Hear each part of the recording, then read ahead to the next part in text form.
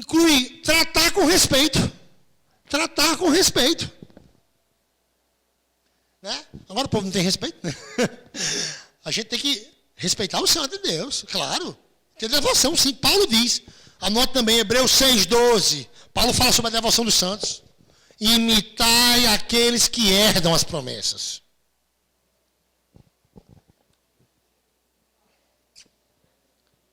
Hebreus 6,12.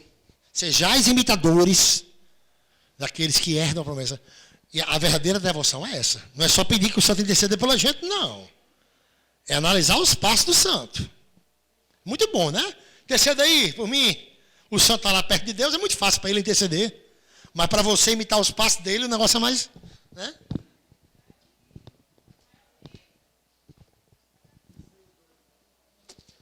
Hebreus 6,12. Mas vamos lá em Apocalipse 13,6. Ver que a besta vai ter uma boca para difamar os santos do céu.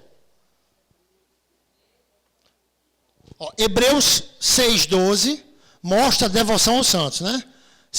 Paulo diz, sejais imitadores daqueles que herdam as promessas. Dos que pela fé e perseverança ou paciência herdam as promessas. Abrir Apocalipse 13,6. Pronto, ó, vamos lá. A besta, ela tem essa função.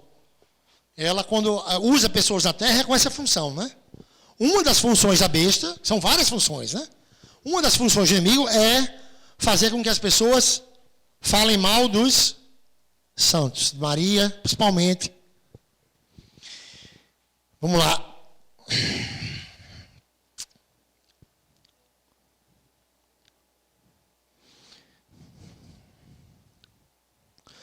Do 5, Apocalipse 13, 5 e 6. Foi-lhe dada uma boca. Foi-lhe dada uma boca.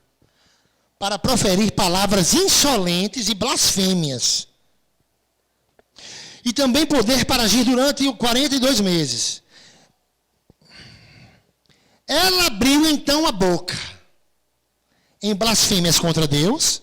Blasfemando contra seu nome, sua tenda e os que habitam no céu. Então a besta ela vai ter... Uma das funções é blasfemar contra os que habitam no céu. Uma das grandes blasfêmias que a gente vê é essa. Chamar um santo de divindade, Maria de deusa, de ídolo, de entidade, né? Tanto por parte do candomblé, que pega os santos e usam como divindade, como uma entidade, né? Como por parte dos irmãos separados, que eles atacam dessa forma. Isso é uma ação do próprio inimigo, está aqui nas Escrituras. Blasfemar contra Deus, contra seu tabernáculo e contra os que habitam no céu. Algumas palavras, tá? Os habitantes do céu.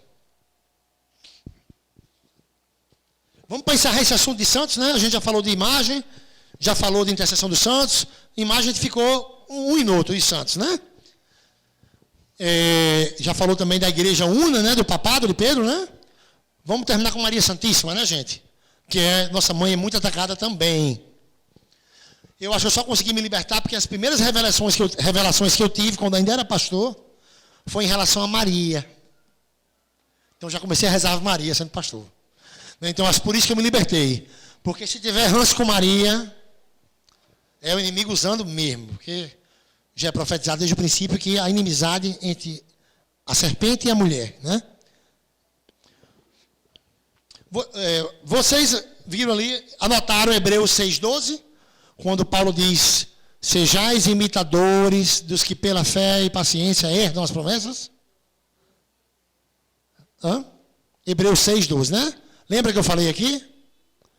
Mas como é que a gente vai saber quem é que está lá? Se Paulo, olha, São Paulo manda a gente imitar aqueles que estão lá. Então já estão canonizados, mas como é que a gente vai saber? Como é que Paulo manda a gente imitar se não diz nome aqui dos santos? Imitar quem? É porque Paulo sabia já. Que a gente saberia como, quem eram os santos. Através de quê? Através da igreja. Porque Paulo aqui não disse nome nenhum. Imitar um tal de São Francisco que vai surgir daqui a 1000 e tantos anos. Imite Santo Antônio que vai surgir daqui a 1200 anos. Mas Paulo diz, sejais imitadores dos que herdam a promessa. Mas a gente vai adivinhar? Como é que a gente vai saber quem são os santos? Abra aí Efésios 3:10. Eu vou mostrar como é que a gente vai saber quem é os santos, como é que a gente sabe a interpretação correta da Bíblia, como é que a gente sabe as verdades. Porque Pedro diz que nenhuma interpretação individual pode ter. Através da interpretação individual, existem mais de 50 mil doutrinas diferentes. Mas olha que interessante. São Paulo diz para imitar aqueles que herdam as promessas. Menino, mas Paulo deixou um negócio muito vago. Acho que quando um não católico lê isso, não deve ficar, como é que eu vou saber quem está lá?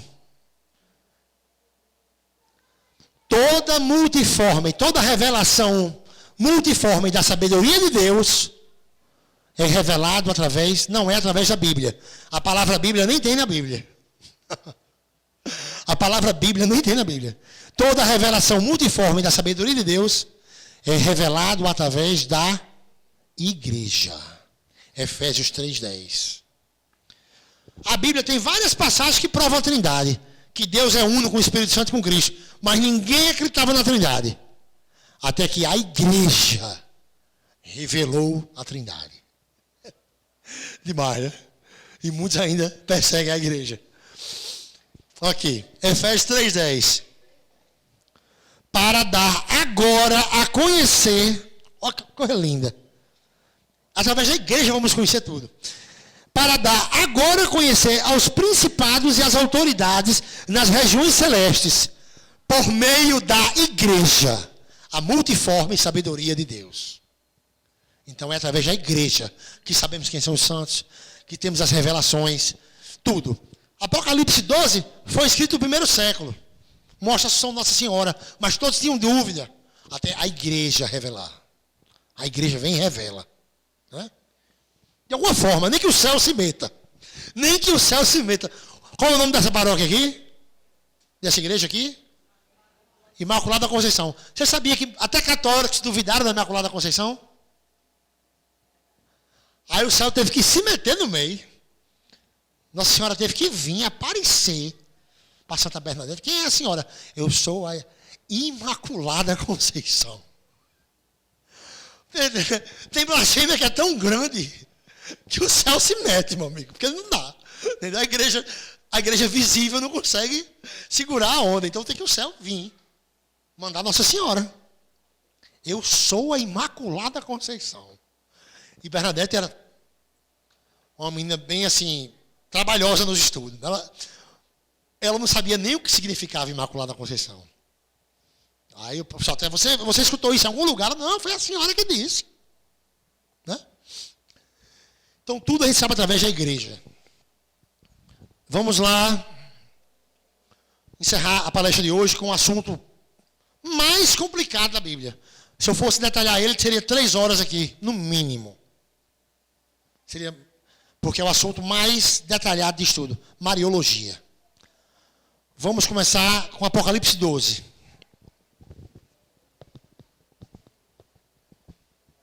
Umas táticas para defender nossa mãe, que é muito atacada.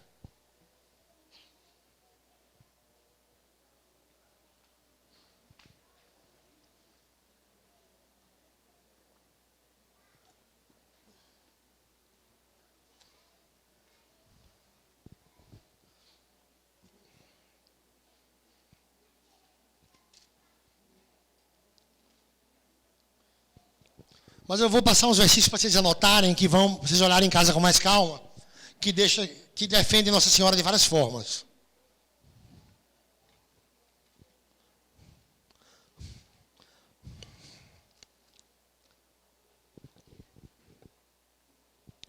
Apocalipse 12:1. Um sinal grandioso apareceu no céu. Uma mulher vestida com o sol, tendo a lua sob os pés, e sobre a cabeça uma coroa de 12 estrelas. Alguns versículos deixam claro aqui, né? O 5. Ela deu à luz um filho, um varão, que regerá todas as nações, com cetro de ferro. Já deixa bem claro quem é essa mulher, não deixa? Mas ainda ficam martelando em cima. Vamos lá. Apocalipse 12 conta a história da igreja um pouco, né? Do 5 ao 6, fala que a mulher, do 6 fala que a mulher fugiu para o deserto. No 4 mostra que a razão por que ela fugiu para o deserto. Porque o dragão parou diante dela e queria devorar o menino. O dragão armou a cilada para Nossa Senhora, para matar um filho, Jesus Cristo. E ela fugiu para o deserto. Em Mateus 2,13 mostra que São José teve um sonho, levou Maria para o deserto para proteger Jesus da perseguição, né? Outra grande coisa também é que Apocalipse 12 é tão revelador que mostra a expulsão, a derrota de Satanás. Olha o 12:10, Ouvi então uma voz forte no céu, proclamando: agora realizou-se a salvação. Que momento foi esse? Momento que realizou-se a salvação. Qual foi? Cruz. Cruz. Salvação é cruz. Por isso que o diabo e os irmãos separados detestam cruz. Porque cruz é salvação. Então, o momento da cruz, ela é relatada em Apocalipse 12. Por isso revela, a Mariologia, ela é revelada no Evangelho de João, muito no Evangelho de João, e muito no Apocalipse, que foi escrito por São João, evangelista. Agora realizou essa salvação, o poder e a realeza do nosso Deus e a autoridade do seu Cristo. Porque foi expulso o acusador dos nossos irmãos. Aquele que acusava dia e noite diante de nosso Deus. No momento, Apocalipse 12 é a história do dragão e da mulher. Na cruz, Maria é chamada como? Mulher. Na cruz começa a descendência da mulher a ser citada. Já era profetizado em Gênesis. Quando Jesus diz, mulher, eis teu, e diz para João, eis tua mãe. Essa descendência é a igreja. No último versículo de Apocalipse 12, mostra a guerra. A serpente e sua descendência vai perseguir a mulher e sua descendência. Maria e a igreja.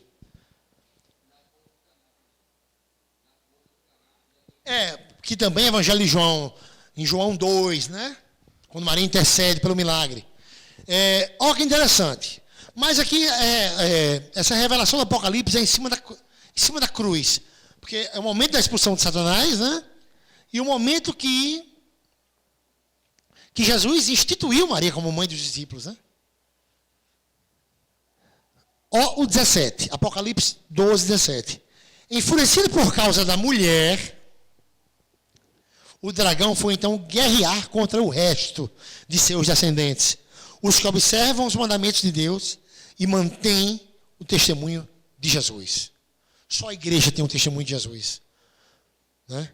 São Paulo diz, guardai as tradições que foram dadas por escrito e oralmente.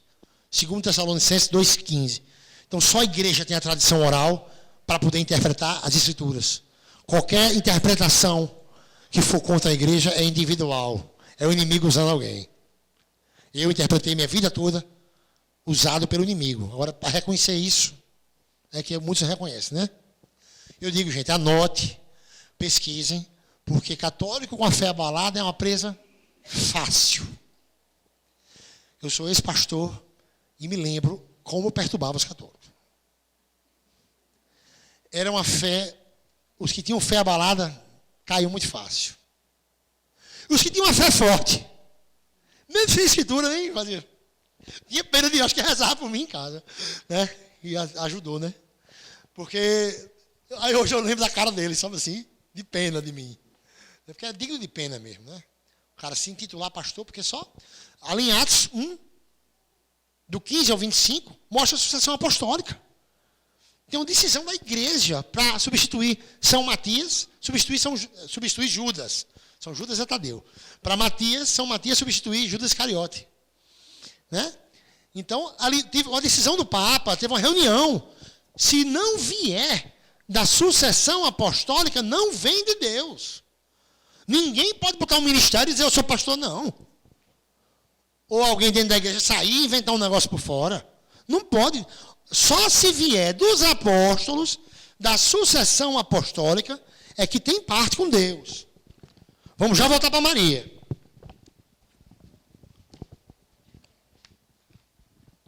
Em Atos 1, aparece a sucessão apostólica. É onde São Matias substitui Judas Iscariote. 120 membros. E Pedro tem que autorizar. Que coisa, né? Funções ministeriais só com autorização da igreja. Se for com outra base, é outra cabeça. Lutero é a cabeça de um certo corpo. Calvino é o cabeça de outro corpo. Mas Jesus Cristo é a cabeça de uma igreja só. Entendeu? Porque tem que vir da era apostólica. Olha o que Paulo diz. Ó. Paulo já alertava contra isso. Em Gálatas 1:1. Paulo apóstolo. Não da parte de homens. Nem por meio de algum homem. Mas por Jesus Cristo. E por Deus Pai, que o ressuscitou dos mortos. Paulo falou diretamente com Deus no caminho para Damasco. Mas só recebeu o Espírito Santo quando se juntou ao corpo da igreja. Olha que interessante. Acho que poucas pessoas observam isso. É interessantíssimo. Não se pode receber o Espírito Santo sem estar ligado ao corpo. O Espírito Santo é unificador. Um só corpo, um só Espírito. Recebe outra coisa totalmente diferente. Quando se aceita outro Jesus. 2 Coríntios 11:4, Paulo diz, vos pregaram outro Jesus, e vós de boa mente aceitais. Paulo fica triste, né? É outro Jesus. O único Jesus, ele é filho de Maria Santíssima, ele era pobre, ele não tinha irmãos, eu vou já mostrar aqui. Né? Quando voltar para o assunto de Maria Santíssima. E isso é outro Jesus que eles inventam. Cornélio falou com o anjo do céu, em Atos 10:3. O anjo do céu não podia ter dado o Espírito Santo para ele logo? Não, só recebeu quando se juntou à igreja.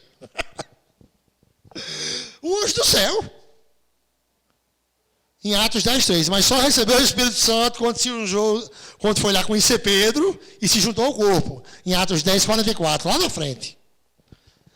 Saulo, no caminho para Damasco, falou, sabe com quem? Com o próprio Deus. Por que Deus não enxertou o Espírito Santo nele logo? Atos 9:4-5. Saulo fala com o próprio Deus. Só recebeu o Espírito Santo lá em Atos 9:17-18. Quando recebeu um sacramento através de Ananias, se juntando ao corpo da igreja. O Espírito Santo, ele é unificador. Só se pode ter ele estando em um só corpo. Eu acho, aí é achismo. Mas tem lógica. Que até um cara dentro da igreja, se ele começar a formar uma seita no coração, mesmo ele sendo católico, mas eu discordo disso daquilo. Né? Se a igreja era para ser assim, assado. Eu não acredito nesse dogma, não. Já fica difícil o Espírito Santo habitar nele, porque ele já está fundando uma seita dentro de si mesmo. Mesmo que ele não congregue numa seita. Mas no coração dele está uma seita já. Cara, sou católico, mas Maria não era virgem, não. Como é isso? Católico é onde, meu filho? É um dos pilares de nossa fé, Nossa Senhora. Né? Grande tática. Os irmãos de Jesus. Essa tática é... eu não sei como é que alguém cai nisso. Em Gênesis 13:8, Abraão chama Ló de irmão e eram parentes. Anotem isso que eu vou dizer agora, pelo amor de Deus. Romanos 9:3 e 4. São Paulo usa o termo irmãos para parente e para todos os israelitas. Paulo chama de irmão. O mesmo termo, adelfo do grego. Porque eles dizem assim, mas Sungênis é parente e Angênios é primo. Tá bom, é. Mas irmão engloba isso e muito mais. Adelfo engloba até todos os israelitas em geral. Paulo usa em Romanos 9, do 3 ao 4. Meus irmãos, que são meus parentes, porque são israelitas, segundo a lei e os conceitos. Né? Varia um pouco de tradução para tradução. Paulo chama Tiago de irmão de Jesus, né? Irmão do Senhor. Nos evangelhos também aparecem os irmãos do Senhor, aí eles usam contra a igreja. Gente, aqueles irmãos do Senhor não são irmãos carnais. Porque na Bíblia eles têm outros pais. Marcos 3,17. Marcos 3,17. Abram aí. O Tiago é mais, porque Tiago é 2 vezes citado como irmão de Jesus. Em Gálatas e nos evangelhos. Mas não é irmão carnal. Vamos lá. Marcos 3,17. Eu acho bom quando eles botam isso em debate, sabe? Quando eu participo de vários debates na semana, por internet, eles botam essa passagem dos irmãos. Dá uma pena tão grande, porque eu sei que eles foram usados pelo inimigo para atacar a virgindade plena da Nossa Senhora.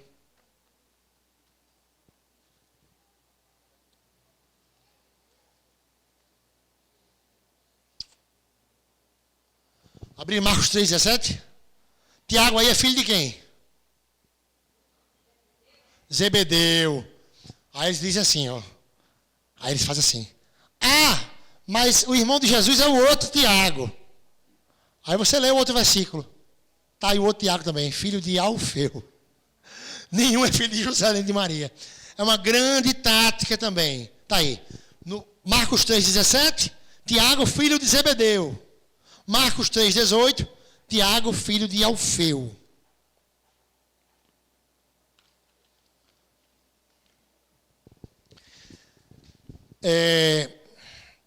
Maria, mãe de Deus. Negar que só duas seitas se admitem contra a Trindade. São as testemunhas e 30% dos adventistas dizem que são contra a Trindade. Admitem que não creem na Trindade. Todo o outro protestantismo são trinitários, creem na Trindade, que aprenderam com a Igreja Católica. Porque foi a Igreja Católica que revelou. Mas são antitrinitários também, só que são enrustidos. Porque quem negar que Maria é mãe de Deus está negando a Trindade. Quem negar que Maria é mãe de Deus está negando que Jesus é Deus. Não separa Jesus de Deus. Não separa nem Maria de Jesus. Querem separar Deus de Jesus também.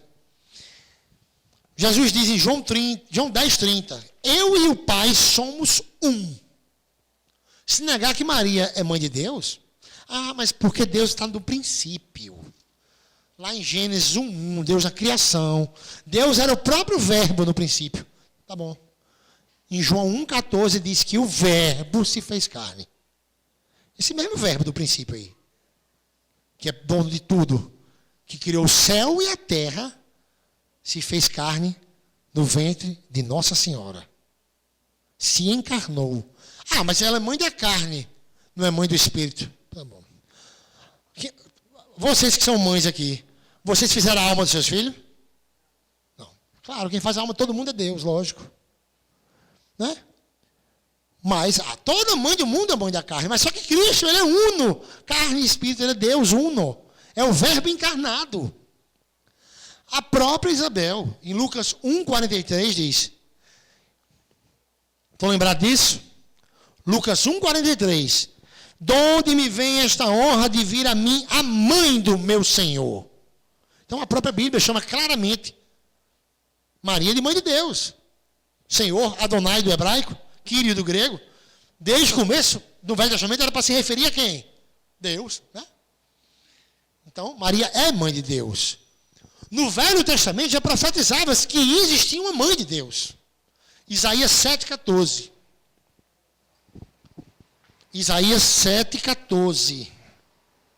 Uma virgem conceberá e dará à luz a um filho, e o chamará Emanuel.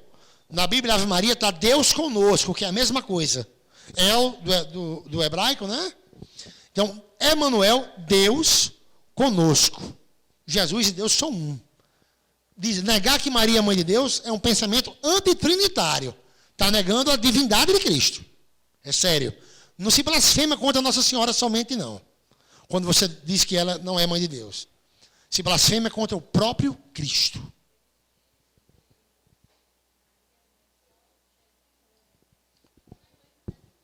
Pois é, aí